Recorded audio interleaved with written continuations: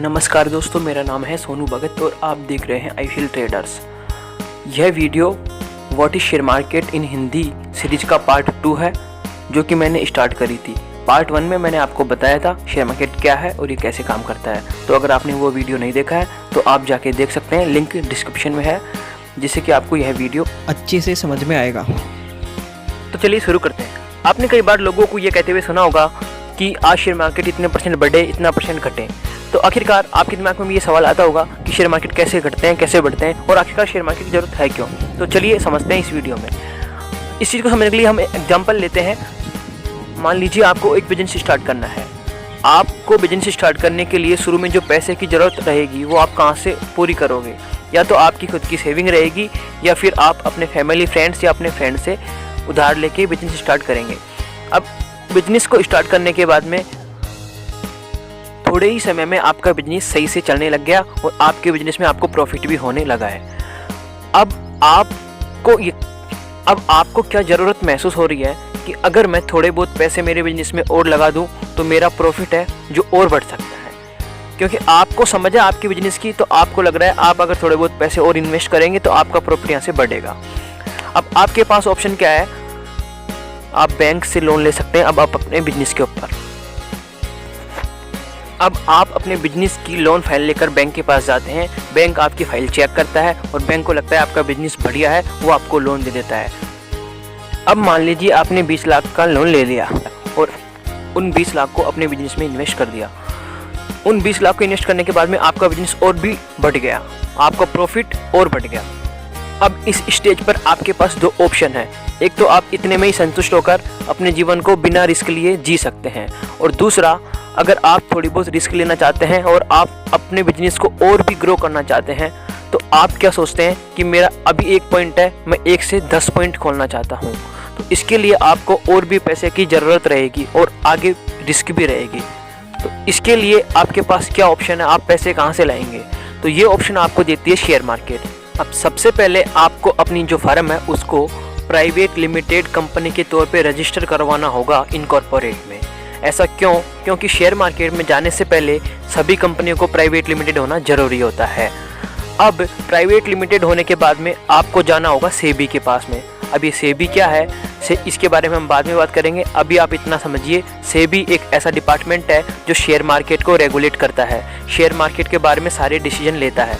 अब आपके बिजनेस के सारे लीगल डॉक्यूमेंट्स, आपकी फाइल और आपकी बिजनेस मॉडल को डीप स्टडी करने के बाद में सेबी अगर आपको अनुमति दे देता है आपकी कंपनी का आईपीओ लाने की, तो फिर आप स्टॉक एक्सचेंज के द्वारा अपनी कंपनी का आईपीओ ला सकते हैं। अब आईपीओ क्या होता है? आईपीओ एक प्रोसेस होती है जिसके तहत आप अपनी कंपनी के शेयर पब्लिक में जारी कर सकते हैं। आईपीओ की फुल फॉर्म होती है इनिशियल पब्लिक ऑफर, मतलब आप अपनी कंपनी के शेयर पब्लिक को ऑफर करते हैं। अब जो लोग जिनके पास पैसा होता है, एक्स्ट्रा इनकम होती है, वो लोग इन्वेस्ट करते हैं आपकी कंपनी। वे लोग जो आपकी कंपनी में कुछ इन्वेस्ट करते हैं उसके बदले में उनको आपकी कंपनी के शेयर मिलते हैं। अब आपको अपनी कंपनी में बिजनेस बढ़ाने के लिए पैसा मिल गया और उधर जो इन्वेस्टर जिसने आपकी कंपनी में कुछ इन्वेस्ट किया था उसको उसकी हिस्सेदारी मिल गई। अब यहाँ पर आपको जो पैसा मिला है वो आपको वापस नहीं करना है और ना ही इसका कुछ ब्याज देना है। तो दोस्तों, आपकी समझ में आ गया होगा कि शेयर मार्केट क्यों जरूरी है किसी भी देश की अर्थव्यवस्था को मजबूत बनाने के लिए। क्योंकि किसी भी देश की अर्थव्यवस्था को मजबूत होने के लिए क्या चाहिए कि उस देश के अंदर ज़्यादा से ज़्यादा उद्योग धंधे स्थापित हों, ज़्यादा से ज़्यादा नए स्टार्टअप बिजनेस खड़े हों। अब इन सब चीज़ों के लिए पैसे की ज़रूरत रहती है। अब सभी स्टार्टअप और सभी कंपनियों को पैसा देने के लिए बैंक के पास पर्याप्त मात्रा में पैसा नहीं होता है। बैंक सभी को पैसा नहीं दे सकता है और बैंक के पैसे पे ब्याज देना रहता है, जो कि बिजनेस के लिए शुरुआती स्टेज में देना मुश्किल होता है। अब इस स्थिति में सबसे अच्छा ऑप्शन है शेयर मार्केट, जिसके द्वारा सभी कंपनियों की आवश्यकता के अनुसार पैसे की ज़रूरत पूरी हो सकती है। किसी भी देश की गवर्नमेंट ये चाहती है कि उसके देश में रहने वाले सभी लोगों का जीवन बेहतर हो और सभी को रोज़गार मिले। अब इसके लिए ज़्यादा से ज़्यादा रोज़गार सरकार कैसे पैदा कर सकती है? ज़्यादा से ज़्यादा बिजनेस स्टार्ट हो, ज़्यादा से ज़्यादा उद्योग धंधे फैक्ट्रियाँ लगे। अब उसके लिए उद्योग धंधों के लिए पैसे की ज़रूरत रहती है। तो सारा का सारा ये एक साइकिल है कि बिजनेस को पैसा चाहिए, पैसा कहाँ से आएगा? शेयर मार्केट से। शेयर मार्केट में पैसे कहाँ से आएंगे? जब पब्लिक इन्वेस्ट करेगी। तो गवर्नमेंट ये चाहती है कि ज़्यादा से ज़्यादा लोग शेयर मार्केट में इन्वेस्ट करें। तो जैसा कि आपने देखा, बिजनेस, उद्योग धंधे, शेयर मार्केट और पब्लिक जो इन्वेस्ट करती है, वो सारी चीज़ें एक अर्थव्यवस्था का हिस्सा है। अब इनमें से अगर कहीं भी कुछ प्रॉब्लम होती है तो वो चीज़ डायरेक्ट इम्पैक्ट होती है शेयर मार्केट पे। कैसे? किसी भी सेक्टर में कोई प्रॉब्लम आती है तो वो डायरेक्ट रिएक्ट करती है शेयर मार्केट को। ऐसा क्यों होता है? क्योंकि जिन लोगों ने शेयर मार्केट में पैसा इन्वेस्ट कर रखा है वो उस प्रॉब्लम के ऊपर एनालिसिस करते हैं कि फ्यूचर में इस प्रॉब्लम का जो इम्पैक्ट है वो क्या होने वाला है। अगर इम्पैक्ट पॉजिटिव है, यानी कि फ़ायदा होगा कंपनियों को, तो वो और ज़्यादा पैसा इन्वेस्ट करते हैं, जिससे कि मार्केट ऊपर जाता है। और यदि इसके विपरीत होता है, वो एनालिसिस में ये पाते हैं कि आने वाले टाइम में कंपनियों को लॉस होगा, ये कंपनियों के लिए पॉजिटिव नहीं है, तो वो अपने पैसों को विड्रॉल करते हैं, यानी पैसा निकालने लग जाते हैं शेयर मार्केट से, जिससे कि सेलिंग होती है।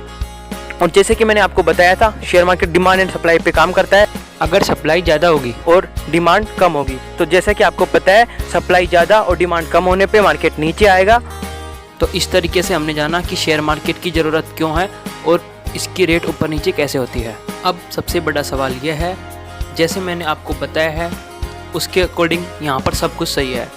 तो बहुत सारे लोग जो शेयर मार्केट को सट्टा बाज़ार भी कहते हैं, वो क्यों कहते हैं? दोस्तों, इसके पीछे एक वजह है। इंडियन स्टॉक मार्केट में पिछले कुछ सालों में कुछ घोटाले हुए हैं शेयर मार्केट। इस कारण लोगों के दिमाग में शेयर मार्केट का डर है और इसी कारण लोग इसे सट्टा बाज़ार भी कहते हैं। अब ये घोटाले क्या होते हैं और इंडियन स्टॉक मार्केट में कौन कौन से घोटाले हुए हैं, ये सब हम किसी दूसरी वीडियो में डिस्कस करेंगे। के मन में यह दुविधा होगी कि मुझे शेयर मार्केट में पैसे इन्वेस्ट करने चाहिए या नहीं, मेरे पैसे बनेंगे या डूबेंगे। तो देखिए दोस्तों, यहाँ पर दोनों ही काम होते हैं, पैसे बनते भी हैं और जाते भी हैं। अगर आप एक सटीक एनालिसिस करके, बढ़िया कंपनी रिसर्च करके उसमें लॉन्ग टर्म के लिए पैसा इन्वेस्ट करते हैं तो निश्चित तौर पर आपको फ़ायदा ही होगा। और अगर आप अपना निर्णय जल्दीबाजी में लेते हैं या किसी के दबाव में लेते हैं तो हो सकता है वहाँ पे आपको नुकसान होना पड़े। तो अगर आप भी स्टॉक मार्केट में इन्वेस्ट करना चाहते हैं तो आप जिस भी कंपनी में इन्वेस्ट कर रहे हैं पहले उसकी रिसर्च करें अच्छे से, किसी के प्रेशर में या किसी के दबाव में आके इन्वेस्ट ना करें, क्योंकि पैसा आपका है तो डिसीजन भी आपका ही होना चाहिए। अपने देश में ऐसे लोग भी हैं जिन्होंने पिछले कुछ सालों में अपनी मेहनत और रिसर्च के दम पर अपने लिमिटेड पैसे से खूब सारा पैसा कमाया है। अगर आप चाहते हैं वे कौन लोग हैं जिन्होंने बहुत सारा पैसा शेयर मार्केट से कमाया है, मैं उनके ऊपर एक अलग से वीडियो बनाऊं, तो आप मेरे को कमेंट करके बताइए। और अगर आपको यह वीडियो अच्छी लगी है तो आप इसे लाइक करिए, जिससे कि मुझे आने वाली वीडियो बनाने का मोटिवेशन मिले। और अगर आप चाहते हैं ऐसी वीडियो पाना तो मेरे चैनल को सब्सक्राइब करिए और नोटिफिकेशन दबाइए। आज के लिए इतना ही, मिलते हैं एक नई वीडियो में।